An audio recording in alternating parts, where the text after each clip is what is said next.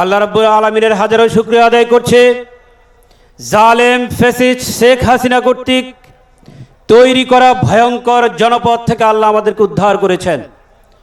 সংগ্রামী ভাইরা, আমরা পূর্বেই ঘোষণা করেছিলাম আজকের এই অধিবেশনে জাতির উদ্দেশ্যে খেলাফত মজলিস বার্তা দিতে চায়।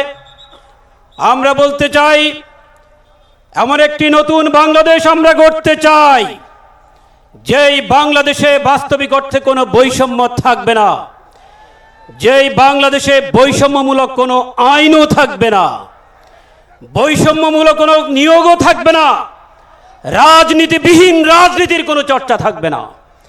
এদেশে যে রাজনৈতিক শূন্যতা তৈরি করা হয়েছে, এই রাজনৈতিক শূন্যতা থেকে এই বাংলাদেশকে বের করে নিয়ে আসতে হবে। আমরা এমন একটি বাংলাদেশ গড়তে চাই, যেই বাংলাদেশে কোনো মানুষ বেকার থাকবে না, কোনো মানুষ কর্মহীন থাকবে না, মানুষের কর্ম প্রয়োজনে রাষ্ট্র সৃষ্টি করবে, কর্ম সৃষ্টি করতে না পারলে রাষ্ট্র তাকে ভাতা দিবে, কোনো মানুষ অনাহারে অর্ধাহারে থাকবে না, এদেশের কোনো কাঁচাঘর পাকা ঘরে কোনো মানুষ অনাহারে কষ্ট করবে না, বিচারের বাণী নিবৃতে কাঁদবে না, কোর্টের বারান্দায় বারান্দায় অর্থহীন মানুষগুলো যার টাকা নেই সে বিচার পাবে না, এমন বাংলাদেশ আমরা চাই না। বন্ধুরা আমার, আমরা এমন একটি বাংলাদেশ গড়তে চাই, যেই বাংলাদেশে প্রতিটি মানুষ সীমিত আয় নিয়ে পরের মাসের ঊর্ধ্বগতি দ্রব্যমূল্যের ঊর্ধ্বগতি নিয়ে টেনশন করবে না। আমরা এমন একটি বাংলাদেশ গড়তে চাই, যেই বাংলাদেশে প্রতিটি ঘরে ঘরে সমৃদ্ধি আসবে, বাংলাদেশের প্রতিটি মানুষ তারা সাহসের সাথে তাদের কথাগুলো বলবে। এমন জনপদ তৈরি হবে না যেখানে মানুষ ভয়ে কথা বলবে না। আর এমন বাংলাদেশও আমরা চাই না যেখানে তেলবাজির মধ্য দিয়ে নেতারা ফেসিবাদের ধারক এবং বাহক হয়ে ওঠে।